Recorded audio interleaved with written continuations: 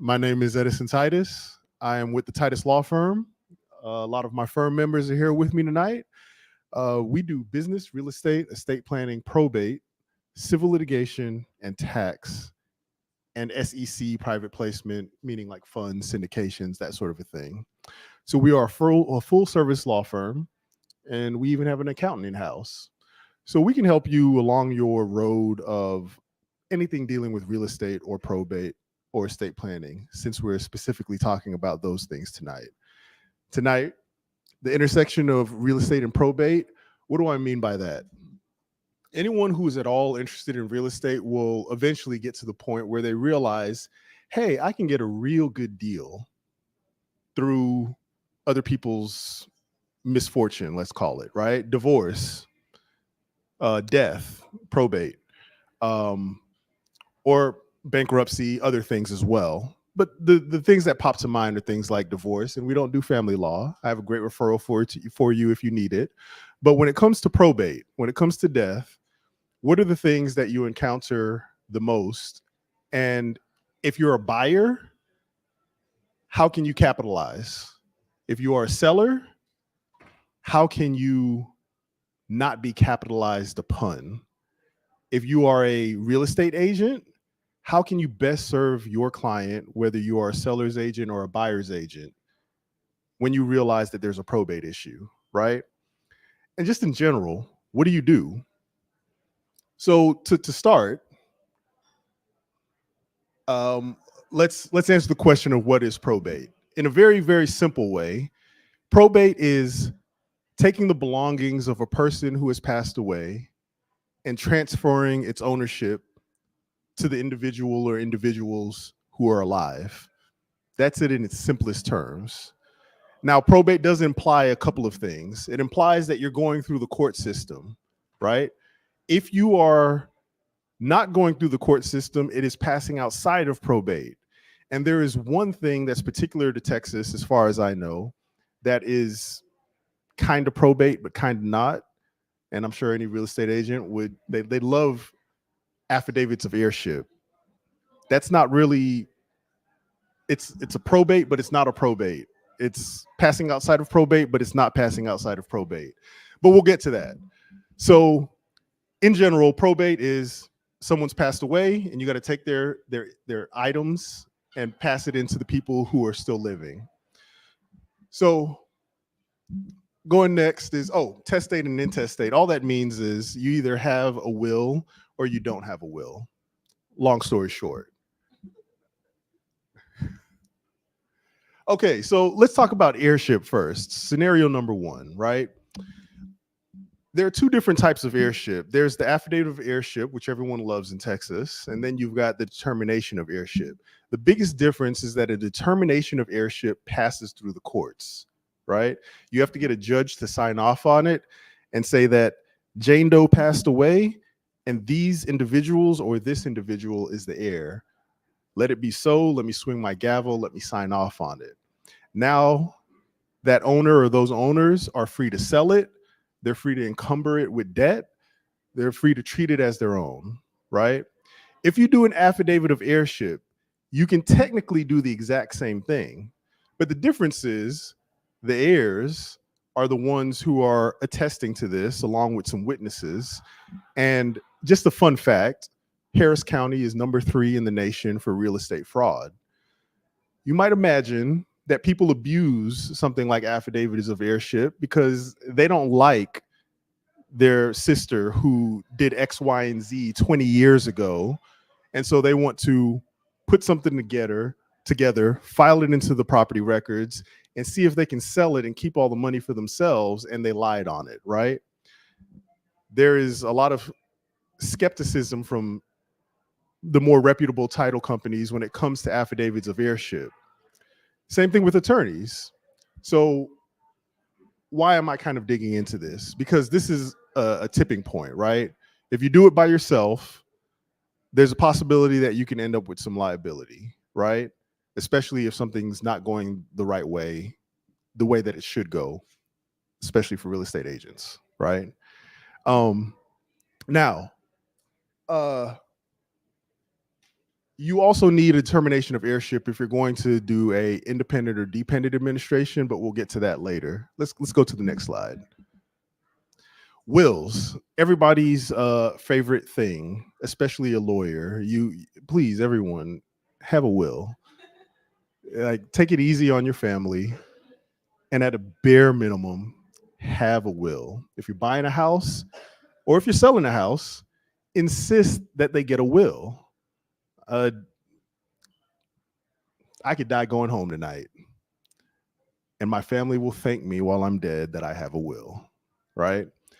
Please get a will. All right, now that that PSA is over, there's different types of will. There's the gold standard. There's the self-proved will. There's a will that's not self-proved. There's a holographic will. But at the end of the day, without getting into what that means, if you have a will, it's generally a smoother process to get to the end of the road. The end of the road as a seller is that, okay, my loved one has passed away. I own a property, or I should own a property or a piece of a property based off of this will. You go to the court, you drop off the will, you hire an excellent attorney, right? Well, let's switch that around. You hire an excellent attorney, give them the will, they make sure it gets to the county, and then you sail through the process, right? You can get it done in 3 to 6 months. 3 to 6 months.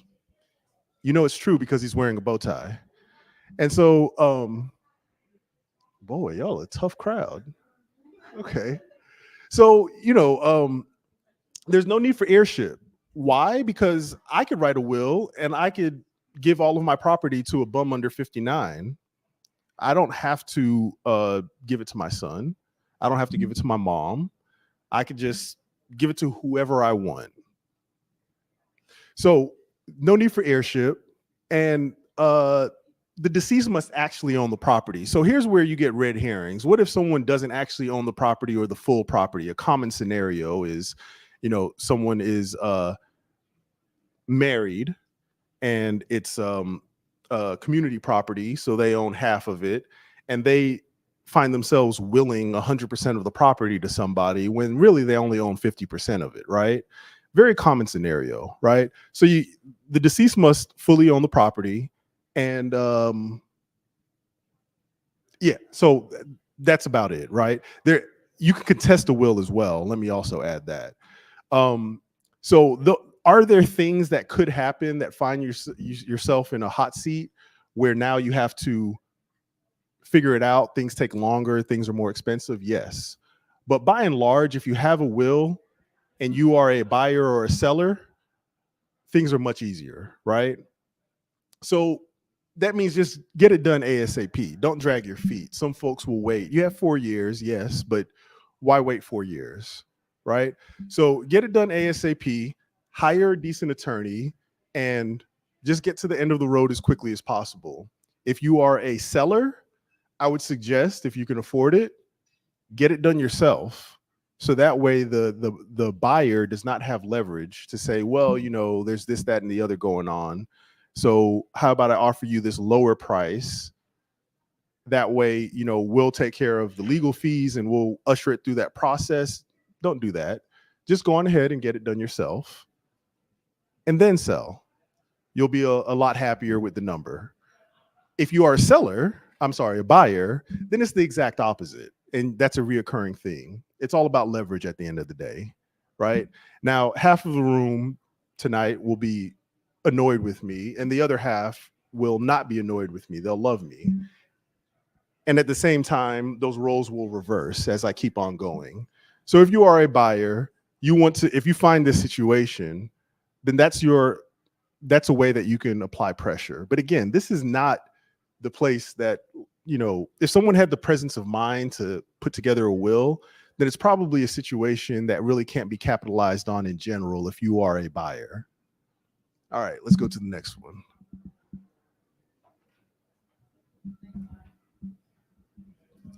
All right, so dependent administration. What does a dependent administration mean? It means that the court has to get all in your business and be the guiding hand. It's more time consuming and it's more expensive.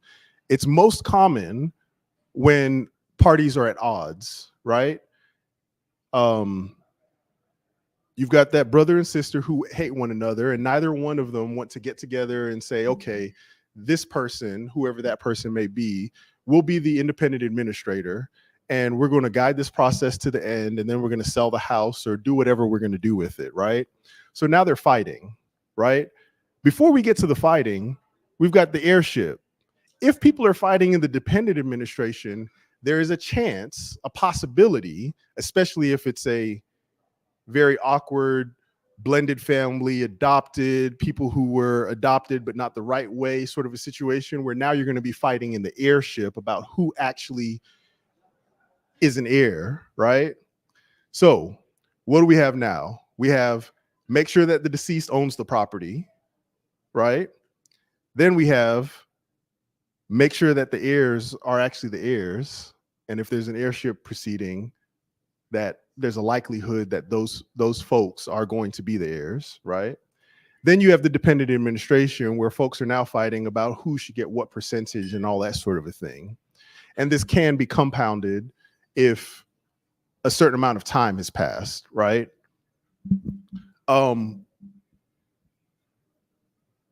Scratch that. You can't do it. So I know I seem like I know everything, but in reality, this guy knows everything. You cannot do a dependent administration after 4 years, correct? Okay. All right. So the whole stuff about co-tenant heirs and 15 years and y'all don't, we'll worry about that at another date. All right. So deceased doesn't have a will. The deceased owned the property or part of it. The heirship is done. The heirs do not, that's bad grammar. The heirs does not, ooh, pretend y'all didn't see that, please. Because you know what, I'll palm it off. Somebody else wrote that, not me. So congratulations, you got yourself a dependent administration, right? So this is where buyers have a lot more leverage, right? It's a messy situation. People are fighting. They're hot and heavy to offload it because everyone's seeing dollar signs, right? So the property's worth $400,000. Grandma paid off the mortgage, right? That's where if you're a buyer, you press and you try and get it for $200,000. Do I sound awful? I probably do, but that's the reality of real estate. Y'all are real estate agents. Am I telling the truth? Okay, I am. See, it's not just me. Real estate agents are awful too. So if you are a seller, how do you protect yourself, right? Well, the first obvious thing is estate planning. Get estate planning done. That will be a reoccurring theme, right? If it is too late for estate planning, what is the second thing that you do? Well, you try and get along in order to go along, right? Try and stem the fighting and try and solve the problem at hand. And once you solve the problem, the buyers don't have the leverage anymore.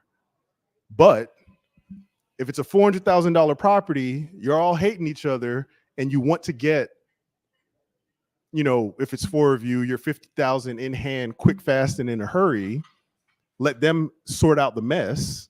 They've just now got a $200,000 windfall because you couldn't make nice with somebody who you're related to. That doesn't sound like a share fake. I mean, a fair shake. Yeah, I blame it on the beer. All right, let's go with the next one. All right, so scenario number 4. So this is supposed to say independent administration at the top. All right, so independent administration is when the parties involved do get along in a nutshell, right? You've got 3 individuals, they own the property together, and they're like, you know what, Bob, you be the independent administrator. We're going to trust you to do the right thing, right? Now, of course, Bob still does have a fiduciary duty. So if Bob decides he's going to sell the house and then take all of it, well, now the other 2 have a claim, but that's no fun. You don't want to have to sue someone after the fact for money that you should have gotten. But that's normally not the case with an independent administration, right? So the deceased does not have a will, or else you would be probating the will, right? The deceased owned the property or part of it. The heirship is done, so you know exactly who is supposed to own it. And the heirs do get along. They get along well enough to say that XYZ is going to be the independent administrator. We're going to sail through this process, get rid of some of those court safeguards, and we're going to go ahead and sell the property or open a bed and breakfast or do whatever it is that we're going to do. So this is similar to dependent administrations, but buyers don't have as much leverage, because if you're getting along, then chances are you're going to find yourself at the end of this on the property and then deal with sellers, right? Unless y'all are all very hard up for cash immediately, right? All right, let's go to scenario number 5. Small estate affidavits. So in Texas, you can get a small estate affidavit, sail through the process fairly quickly. Let's see if I've memorized these. $75,000 in assets or less, not including your homestead. And they have a homestead. And oh, none of the heirs are minors. There are some others, but these are the highlights, right? So here's something a lawyer rarely will ever tell you. You can probably do a small estate affidavit by yourself. If you Google it, pull up the form, especially in Harris County or any of the large counties, you can do a small estate affidavit yourself, right? Can you hire us? Sure. Will we do it? Yes. But you don't actually need us. I expected raucous applause, like we don't need a lawyer, yay. But in any case, small estate affidavits, in this scenario, just, find yourself through the process. And when you come out the other side, the buyer won't have any leverage, right? Long in the short altogether. Let's go to the next one. Oh, contact us. So this was a short presentation, right? But the reason being is because most of this session will come from Q&A. That's where y'all will get your value, right? Because in the world of real estate, there are always people getting shortchanged. Let me not beat around the bush. So yes, I am giving y'all this information, and I'm speaking to the buyers and the sellers and the buyers agents and the sellers agents. But the reason why is because equity of information levels the playing field. If you walk out of here and you find yourself in the position where you're getting taken advantage of, you no longer have an excuse. I want people to be educated and know how this system works. Real estate does not have to be the way that it is anywhere in this country. So this is how you combat it. You now know at a high level what to do on various situations. And I can go into some detail, and I expect so. But let's open it up for questions. I guess that you're getting shortchanged. Do you guys do lawsuits? The question was, do we do lawsuits? Yes, we do civil litigation, and I would say about 60% of it is real estate litigation specifically. So we do specifically business and real estate litigation. Over half of our current litigation is real estate. Mm-hmm. Thank you. So you said that Harris County was 3rd in the nation for real estate fraud. Is that correct? Is that most of that is coming from the probate process, or no? Unfortunately not. So a lot of it is, but not, I don't think most of it is. In my opinion, you see a lot of people doing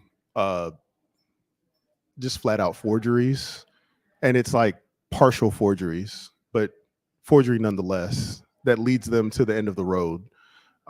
Because think about it, you can go to the property record and you can file a deed right now, and as long as it's got a notary stamp, they don't ask any questions. They just take the deed.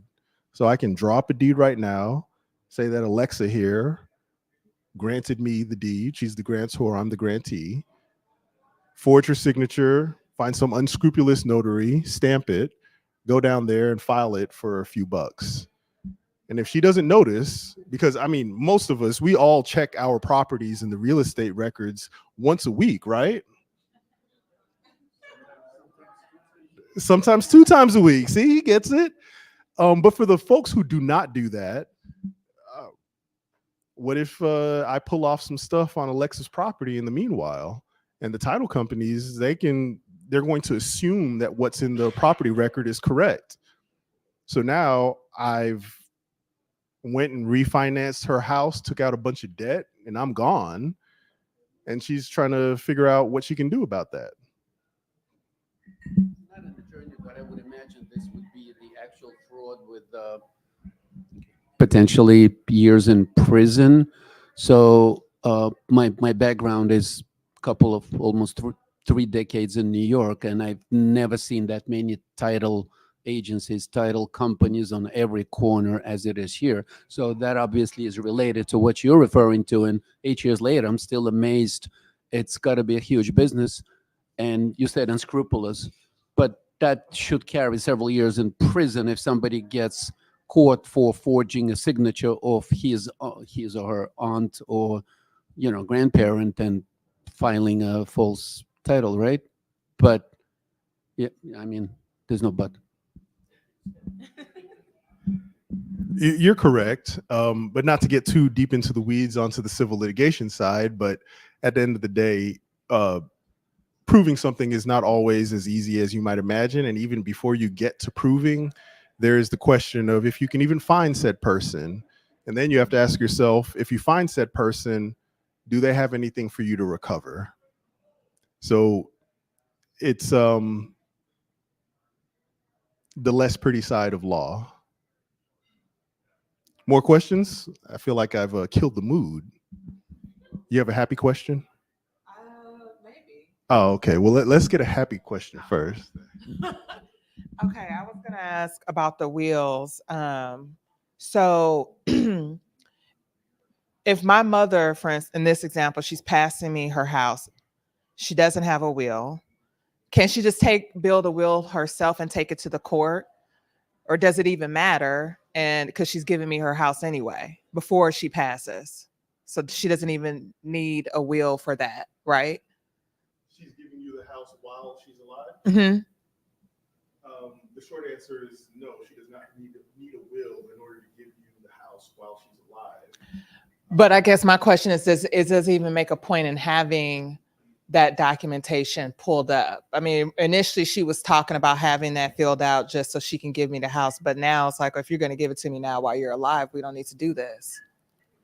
So I would suggest that someone always have a will. Okay. Because that was going to be my other question. If there's family members who don't have much, then what are you drawing a will for?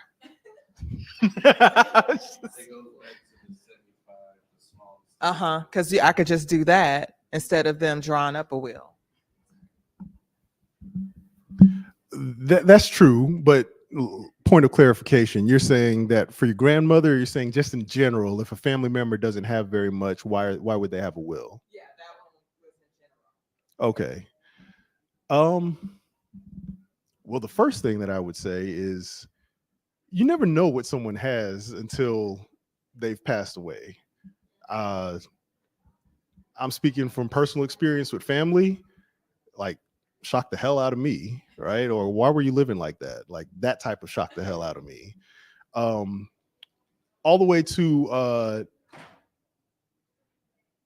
you know what, Jeff, you can give him a more nuanced answer on this because everyone should have a will. But here you go, Jeff. All right, he's loading with the cough drop. So it has been my experience that when it comes to dividing up an estate, there is no pie that is so small that people won't fight over every crumb. And there is no pie that is so large that everyone will say, oh, thank you, I'm full, I've had enough. So there's always going to be fights, and the best way to prevent those fights is by having a will saying where things go. And perhaps you've got family members who don't have much now, but I worked on an estate a few years back where the only asset was the fact that the woman got rear-ended by an 18-wheeler who was checking his phone, and we had a $1 million suit. She didn't have much while she was alive, but that estate was worth a lot more to her family after she died. And without in that case, it was just two sisters who happened to love each other and get along. And so it was easy. A larger family, maybe not. Thank you. Thank you. So, what role do you play in helping to facilitate a sale if there are like several heirs of a property, but they're in dispute as to how they want to move forward? Let's say there's one person that doesn't want to sell, but everyone else does. So the firm can play a mediative role. I don't know if that's a word. Meditative is wrong. Let's go with mediative. Yeah. So we can do that. Unfortunately, it seems that family members seem to be very hard-headed with one another. Like, stranger to stranger, people seem to be softer than blood to blood. It's a very odd thing. But that's the first thing that we could do. The second thing is that, so this is outside the world of probate. We're getting into real estate litigation, but there are other actions that we can take.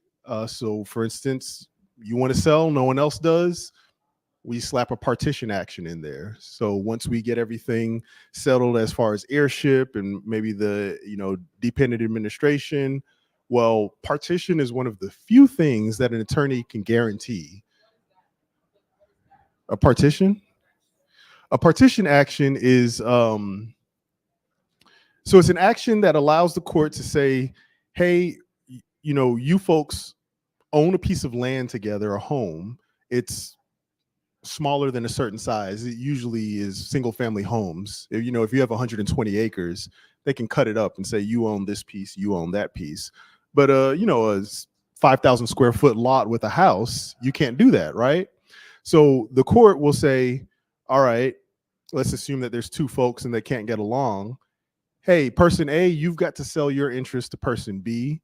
Person B, you've got to sell your interest to person A, or both of you have to sell it to a third party, and the court will mandate it. They'll force it. So that's a partition. Mm-hmm. You're welcome. Oh, are there questions out there in the world of ones and zeros? Oh, okay. Well, for those of y'all who are watching, feel free to ask questions as well. We have any more?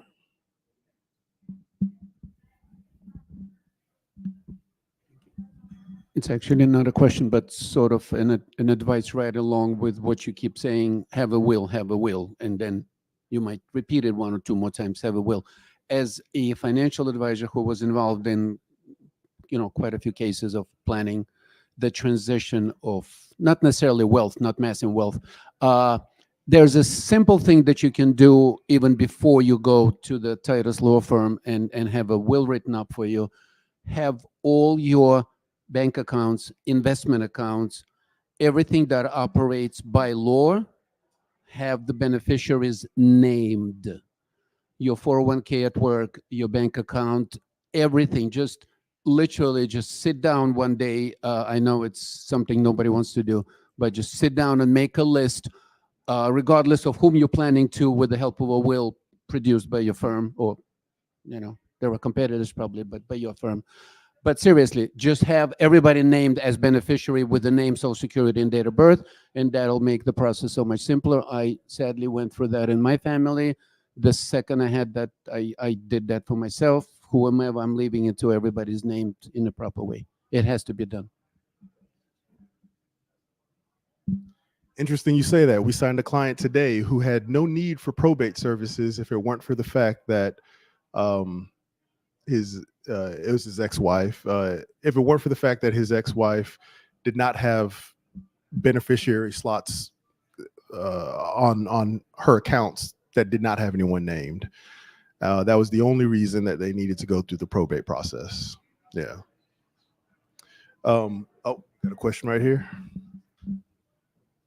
I mean, obviously, with the probate process, there's a lot that needs to be done with the administrator, like settling the estates, paying debts. If it's a property, cleaning out the property, selling products, things like that.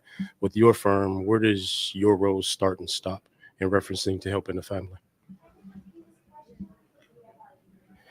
Can you hear me? Is this any better?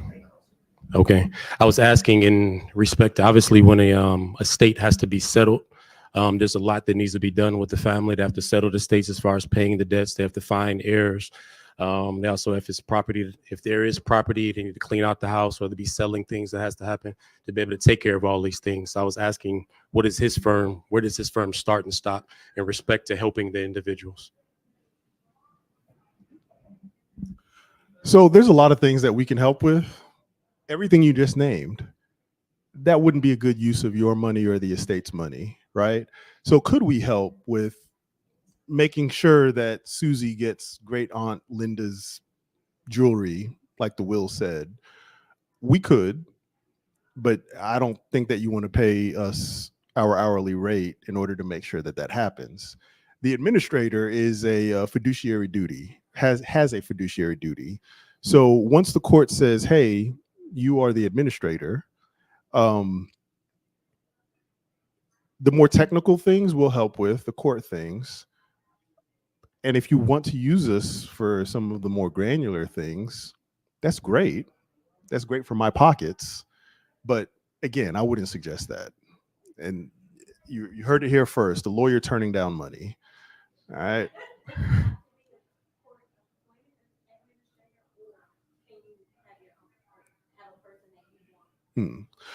So independent administrators are usually someone that all of the beneficiaries agree upon.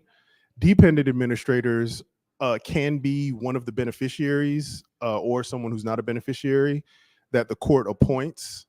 And then there's a court-appointed one, which is like a receivership, but not.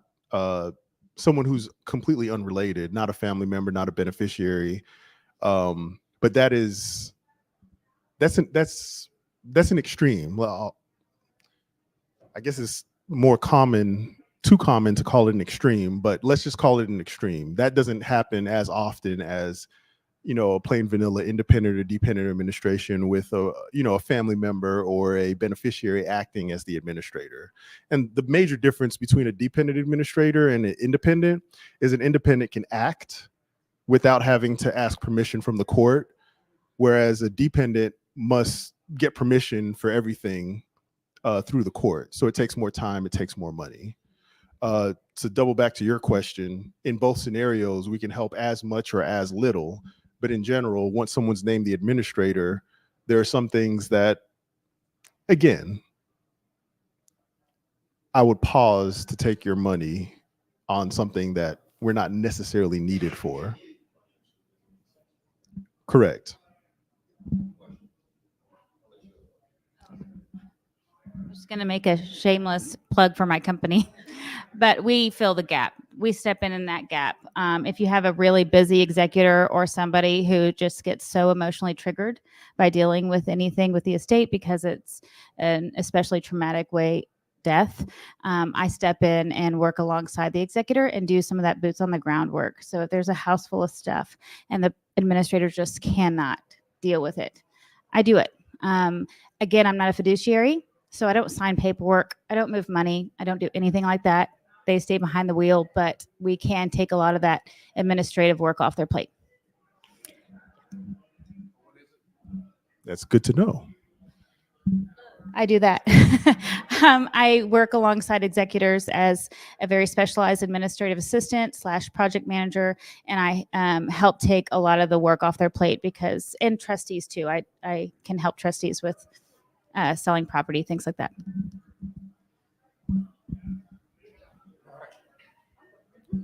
So I have a question as a joint discussion for the room. By a show of hands, so it can just make it a little bit more easy. How many people think having a will is very important? Raise your hand. All hands went up, right? Now, keep those hands up very high. Of everyone that has your hand up, how many of you currently have a will? Okay. All right. Keep it up if you do currently have a will. All right. A lot of hands went down. Now, with your hands going down, and my hands go up because I do have one. With your hands going down, this is a question that I think that is a very common question because I got asked this question over the weekend, and you may can assist with this question, Jeff, you can as well. when is it the appropriate time to have a conversation with your family to start discussing your individual will?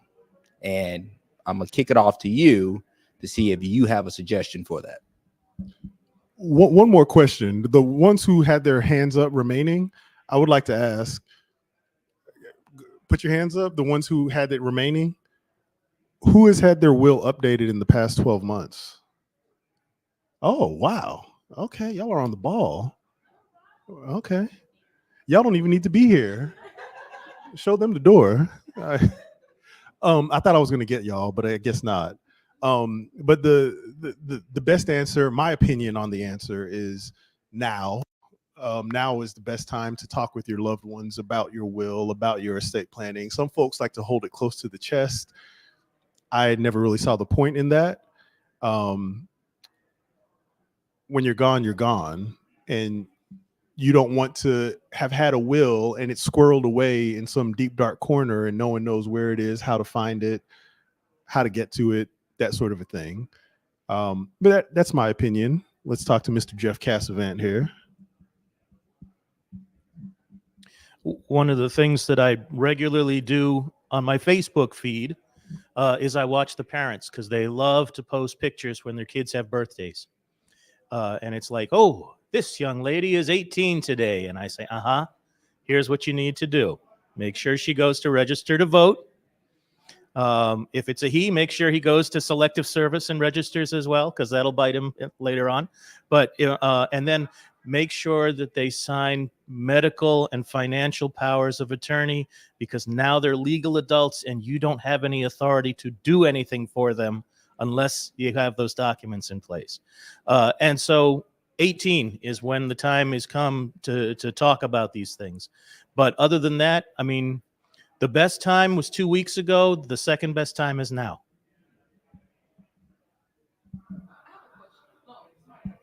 She had one. Yeah, no, I was just gonna say this is super helpful because I thought that you could just like print out the real documents online, maybe get it notarized or something, but it sounds like it's a lot more involved. And you said something about 12 months. I was curious, like, once I get a will, do I need to get it updated every so often or just when I have changes? Okay, so I will give you a personal. My current will is dated 2004.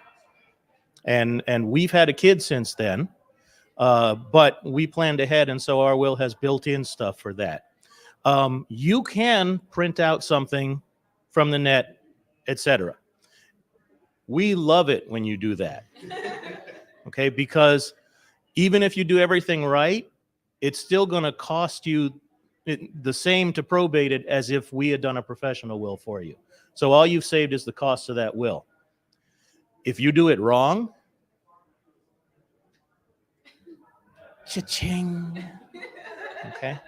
Especially if you've got the right kind of family. I had a gentleman who did a will. I probated a will. It was a law school buddy of mine whose father had passed away.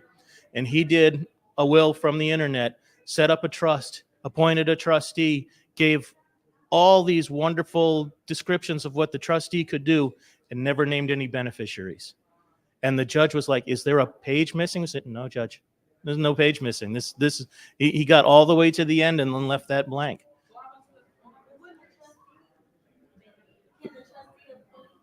The trustee can't decide who the beneficiaries are.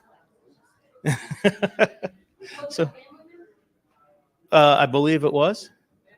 But so all this money had to go into a trust, but then the trust immediately had to end, and we had to figure out who got the property when the trust ended because there were no beneficiaries. Go right into the estate. Yeah, right back to the estate, and was exactly the same as if he had died without a will. Yes, So I sat in on a hearing one time in which a wife, she was a widow, she was entitled property because Texas is a community property state. Mhm. It was real property. But the husband, who had passed away, he willed that property to his son. So the question was, what supersedes? Is it the state law or is it the will that supersedes? He he intended for that property to go for his son, but So there's two competing rules here.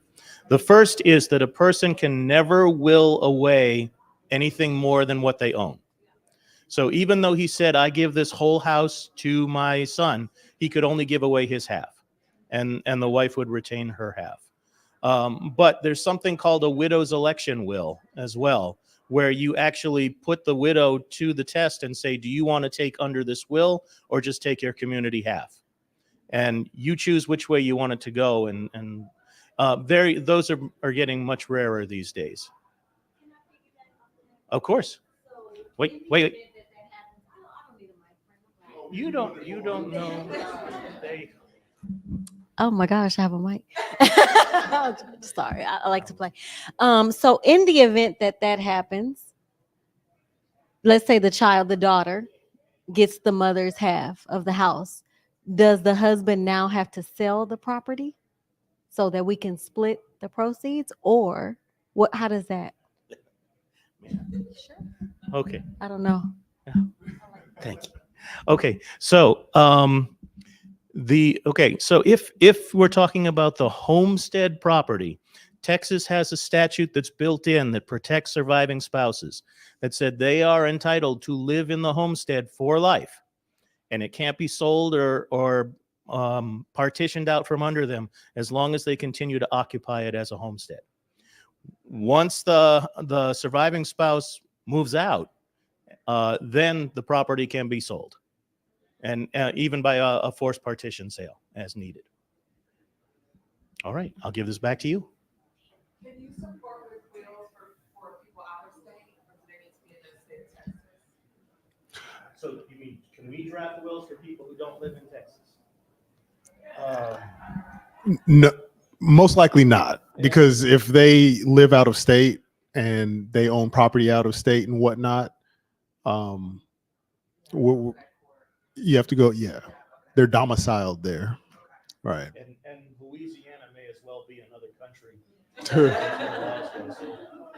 it's safer to get an attorney who practices in that state. Mm-hmm. Yeah.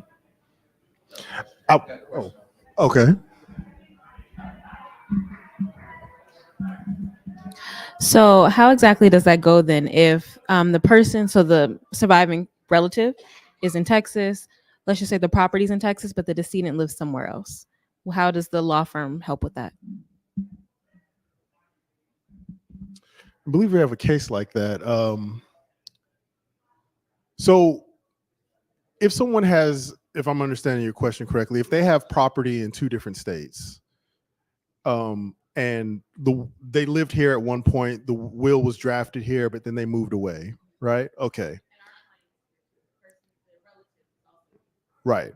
So we can help with that. We can probate that will, but we can only probate. Oh, actually, we can probate all of it, but there's a second piece. Once they're done, they have to take what we've done here and then go back to the home state and do an ancillary proceeding, I believe it's called, right? There's a whole slew of case law as to where's the proper place to file first.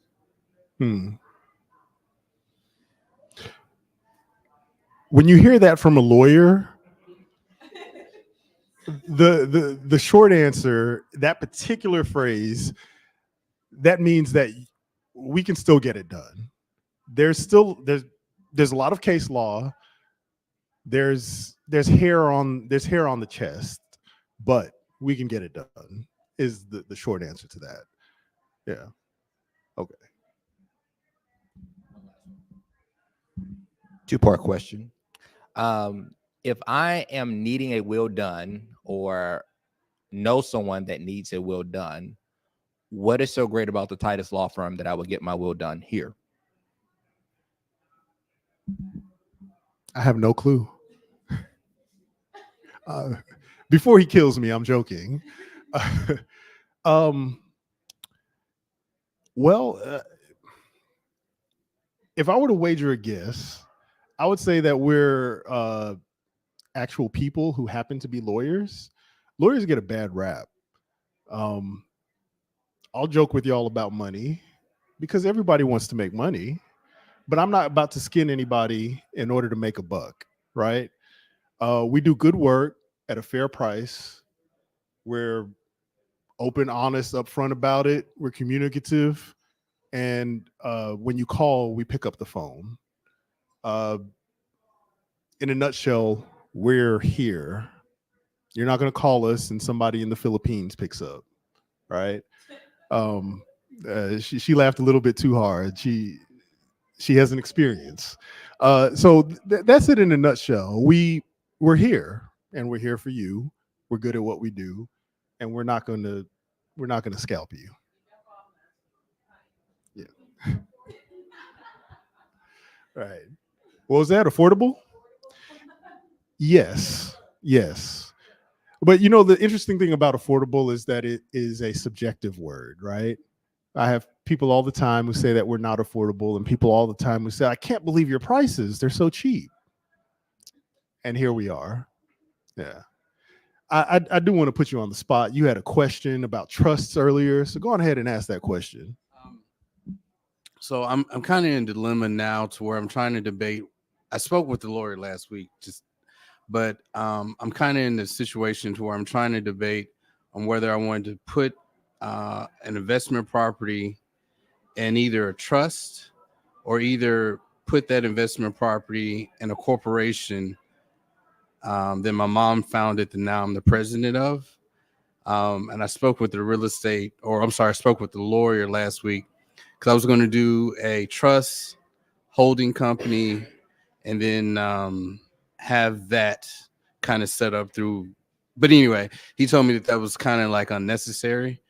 So that was my question. One of my questions was, should I even try to go about doing the holding company or the trust and then the holding company, or should I just put the property and some of the assets through the corporation that I hold?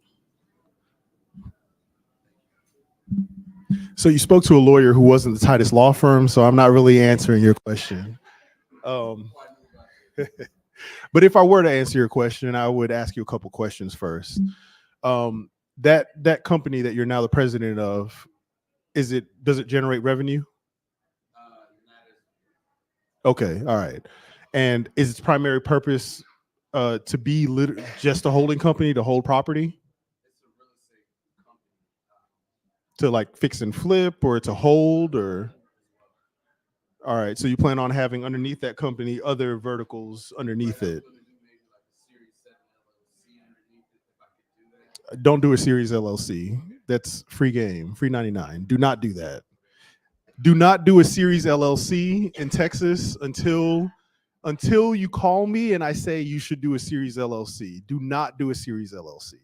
Who asked why not? You did. Okay. Are you one of those poor, unfortunate souls who made a Series LLC? Okay. All right. So to make an LLC in Texas, it's about $300. It's about $308 with their fees and whatnot, the Secretary of State.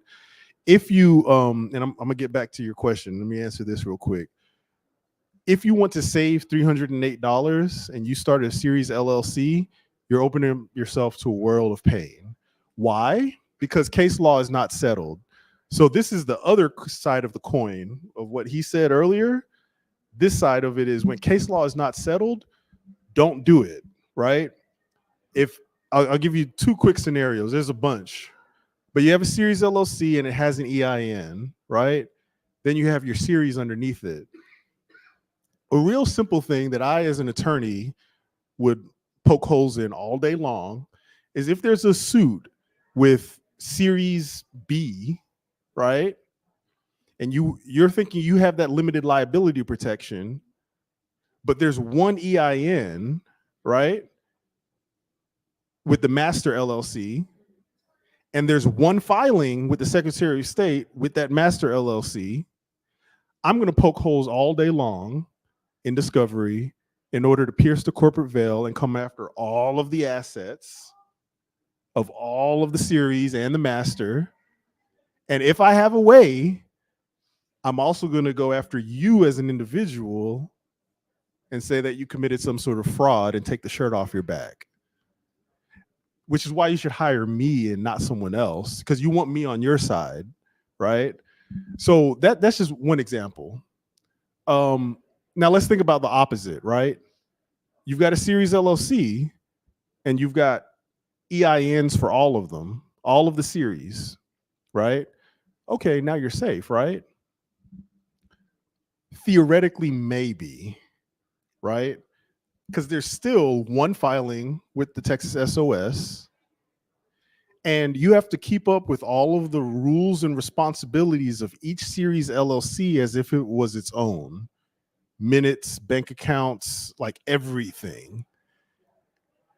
And unless you have an attorney on staff or a retainer with the Titus law firm, I'm willing to bet that people will run afoul of that. Series LLC was created for a specific purpose, which is the finance industry, right? People who've got a ton of money and they stand up these companies for very specific purposes, right? This series will do this tranche of funding. This one will do this tranche of funding, and so on and so forth. Folks in real estate was like, oh, I could save $308. And all the while they're sitting in hot water and they won't know it until someone else hires a Titus law firm and we come after that person.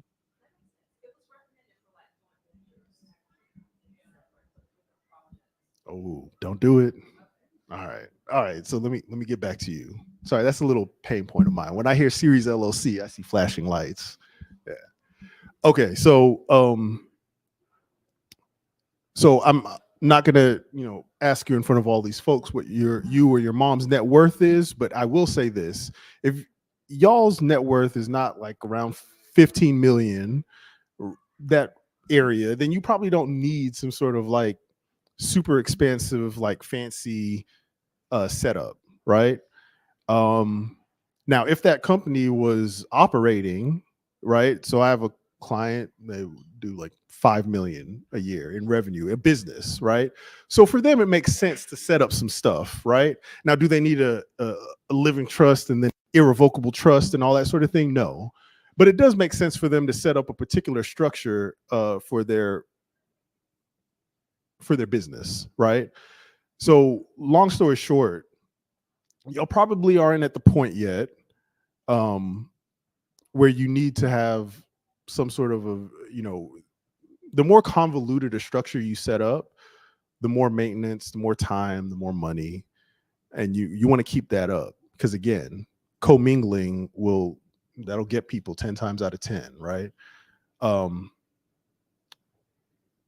I feel like there was something else I was going to say. What was the other part of your question?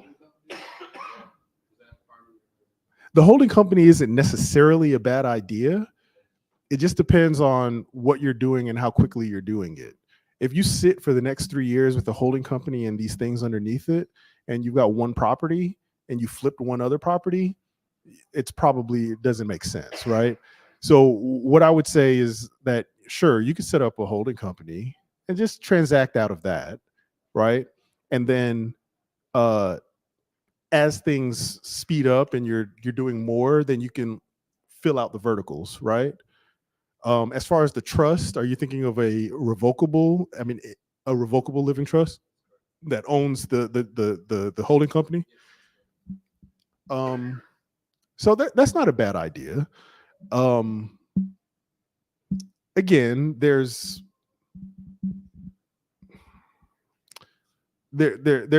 tax considerations to a certain degree. It's a maybe. That's kind of like a very contextual case by case scenario about if I think it's a good idea or not. But it really has to do with how much you're doing and how quickly you're doing it. Because at the end of the day, there's all sorts of fancy stuff that we can do. But if you don't have the money to support it, then why would you spend the money to set that up and maintain it? Yeah. Well, I haven't put y'all to sleep. Eyes wide open. But maybe y'all are just contemplative. Any other questions? I'm guessing we would have to get your rate by calling in. You guys wouldn't have like a fee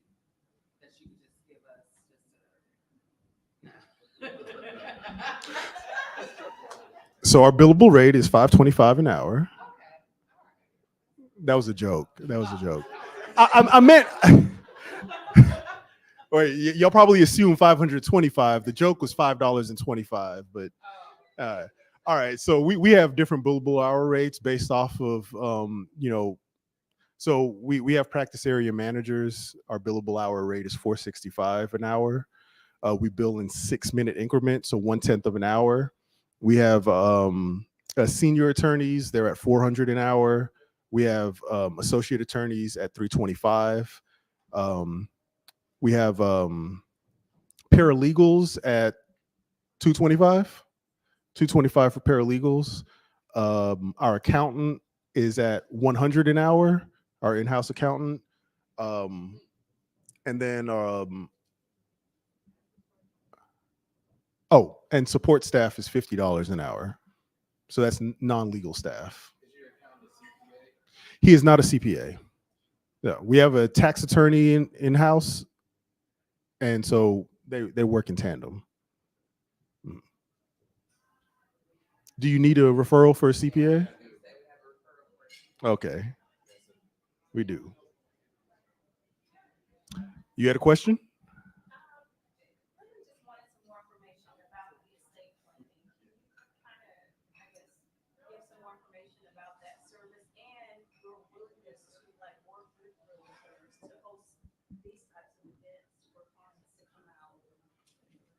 Okay.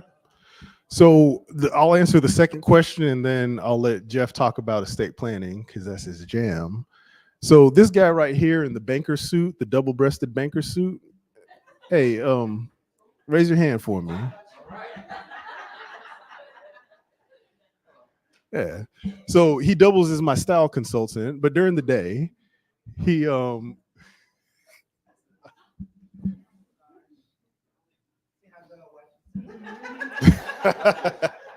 So this would be the man to talk to if you would like us to come out and do a seminar. We work with real estate agents, we work with CPAs, wealth advisors, capital management, insurance agents to put on seminars for their clientele about any topic that's within our wheelhouse. We'll come free of charge to talk to your crowd and teach them something.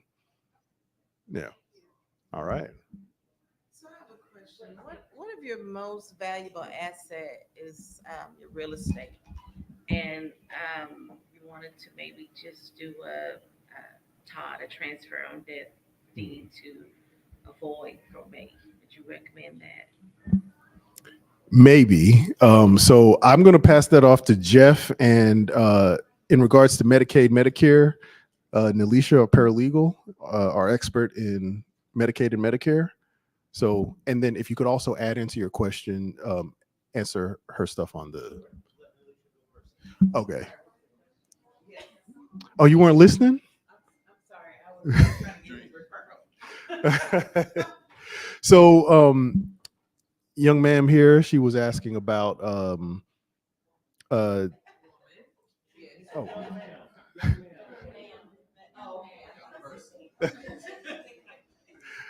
She was asking about doing a transfer on death deed in order to avoid some of the probate and whatnot, and I was saying maybe, and it depends on what our Medicaid Medicare expert says. All right, has that drink already hit you? No, you're good. All right, here you go.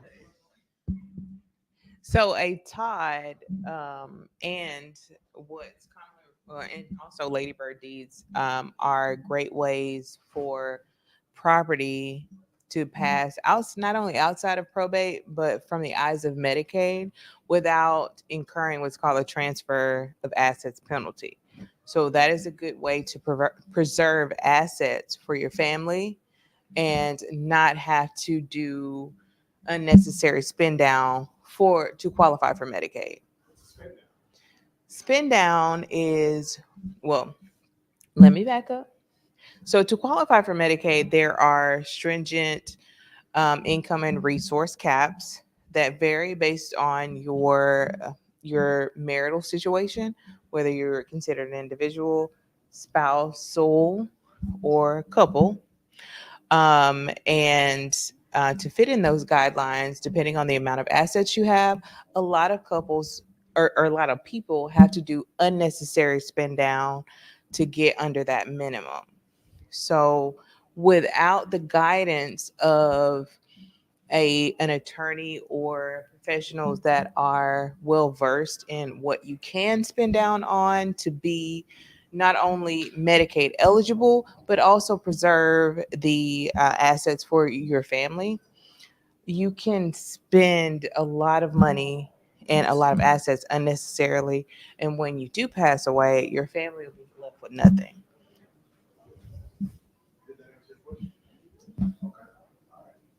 All right. So that, yeah, okay, it didn't hit yet. All right. And as far as estate planning, Jeff can give you the rundown. So the transfer on death deed from an estate planning and an estate planning in general, next month we have a whole, is that another evening with just estate planning stuff, or? No, that one is trusts and. Okay, so when's our next? The next estate planning one is in January. January. That is my time to shine. I'll be sitting where he is sitting. And basically, I'll go through the whole spiel about estate planning. One of the things, I'll give you a sneak preview. One of the things that I like to stress is you make sure it's integrated with each other.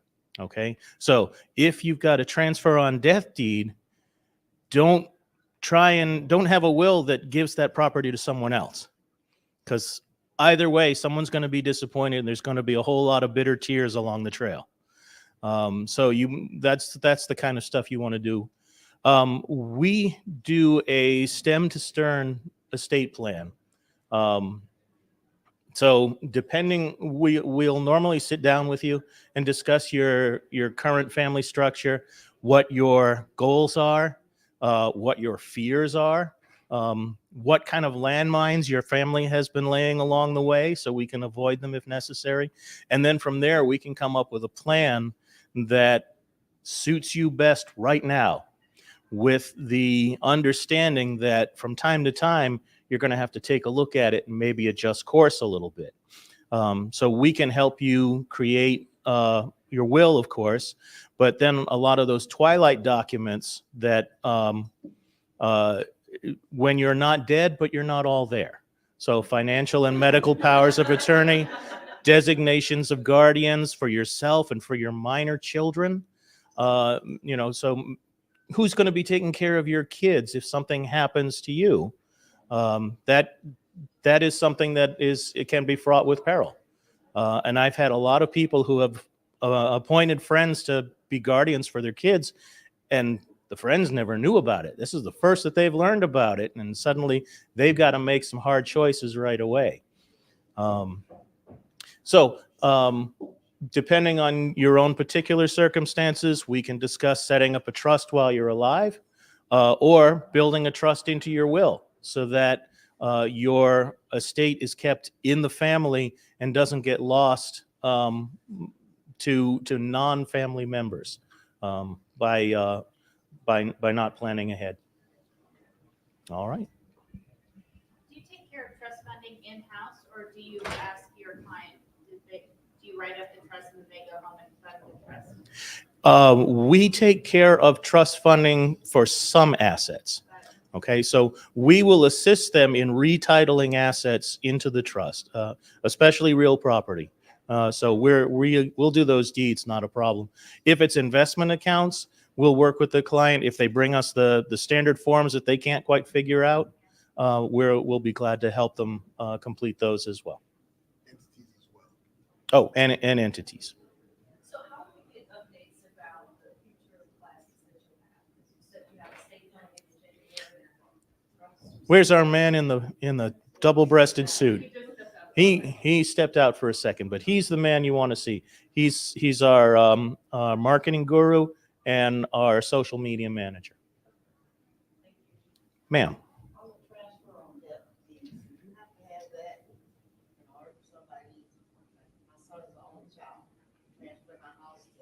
Should Mm-hmm. I just use it in the will? That's going to depend on a lot of things, and it may turn out that it doesn't matter which way you do it. A transfer on death deed will make a good supplement to a will. It should not be a substitute for a will. You should have a will no matter what. And if you've got a will that says, I give it to my son, and you do a transfer on death deed that says to your son, no harm, no foul, so that it may keep you out of probate, but even if it doesn't, the property will still get to your son. If all of your assets, like this gentleman here says, have beneficiary designations, and none of your family is upset about that, all right? If you've got 3 bank accounts and they all have wildly different balances and you leave them to different kids, that could be a recipe for a disaster. Or if your kids get along, it could be just a small bump in the road. Well, not you particularly, but I've got to speak to all these people here.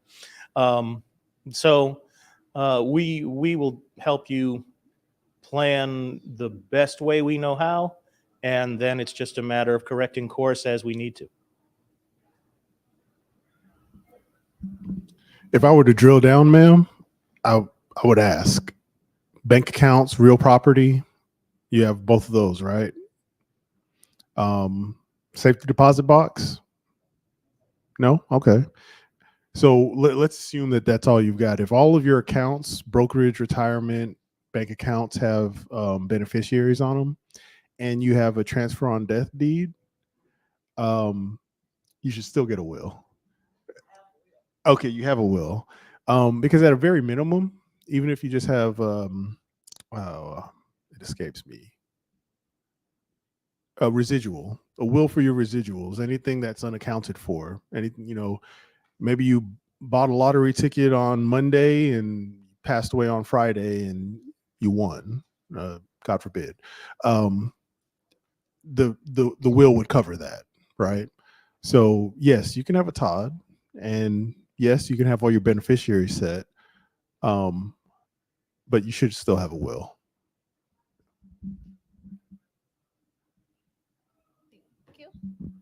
So I saw in one of the slides that you mentioned a holographic will. And to my understanding, that's one where the material information is handwritten. And I know a lot of times that can raise questions as to the will creator's intent and whether they wanted it to be a will or not. What are the requirements to have a holographic, a handwritten will not be contested and have it go all the way through to So you could have a really, really crappy will and it not be contested. Contesting has to do with people not getting along, people who are doubting what the testator's intent was, that sort of a thing, right?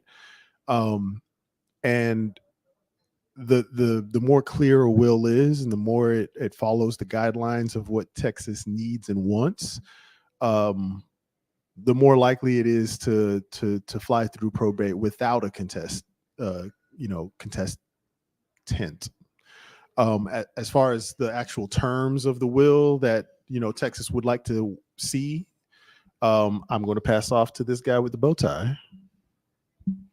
To be safe, you would want your will to specifically say that you are intending it to be your last will and testament. Okay. If you've got, this is my will, that's good enough. It shows your intent to make a will and so on. And if other than that, you want to make sure that it disposes of your property. A residual clause, like Mr. Titus was saying, it appoints an executor as well. Those are the bare minimum things that we look for in a will. Everything else is gravy, but it's really, really delicious gravy that we want to have as much as we can.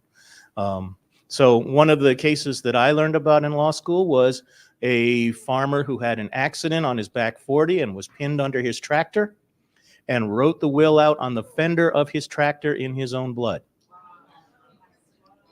Okay. And when it came time to probate, they brought the fender of the tractor into the courtroom to show the judge. And the judge said, you know what, let's just take a picture of it for now. And we'll agree that that is actually done. That will was admitted to probate.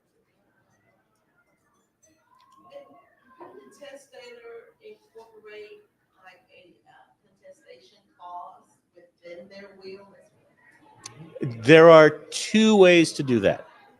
So the question is, can you have what I'm assuming you mean a no contest clause in your will? Yes. So obviously, if you're pinned under your tractor, you're going to run out of blood before you do that. So yeah, this will be something.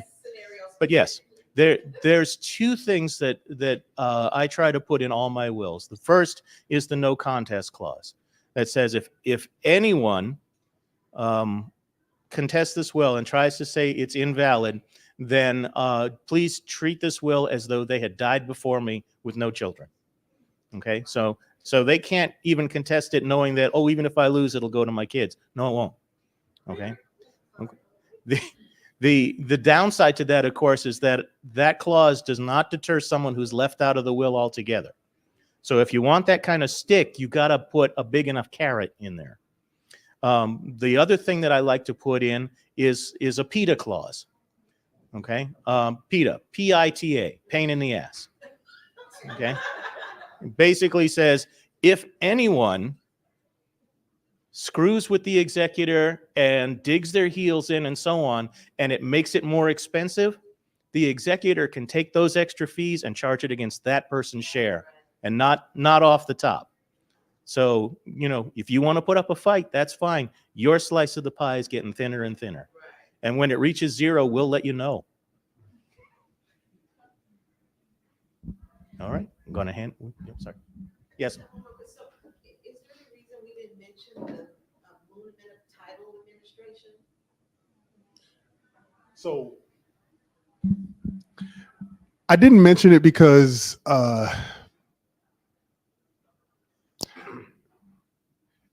muniment of titles are, if you're going to do a muniment of title, you probably should do a either a probate of a will if it's within 4 years, or an independent administration or a dependent administration. I think that the only time a muniment of title is useful is you have a will, it's after 4 years, and there's absolutely nothing else but that house. It's the least expensive way to probate a will, right? It's the least expensive administration. I wouldn't. No administration. Yeah, There's no administration. and we charge the same for a muniment of title as we do a probate of a will. So it's not necessarily cheaper. Yeah. I know it's when you don't have very many assets, right? I would say if there are other assets, then there's probably a need for administration.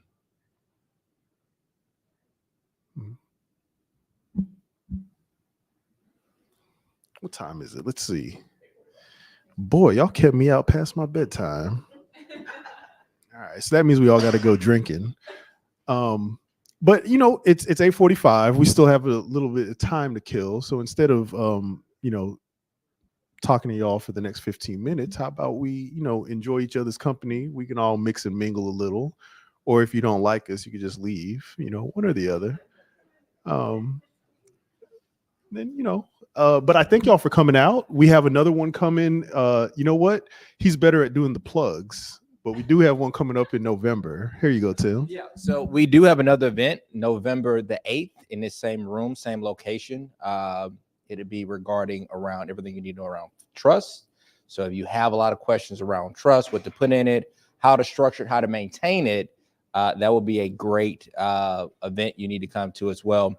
I would say that we also too are going to have a potentially a guest speaker that's going to be kind of streaming in on this as well. So you can have diversified questions and answers as well, not just us from the firm, but as well. But we look for everybody to come out, same time frame, 7 to 9 right here.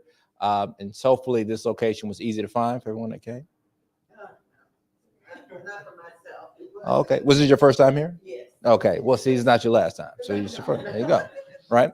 So again, here on November the 8th, right in this room, that's a Wednesday. So look to see everybody here. Thank you. Thank you all for coming out.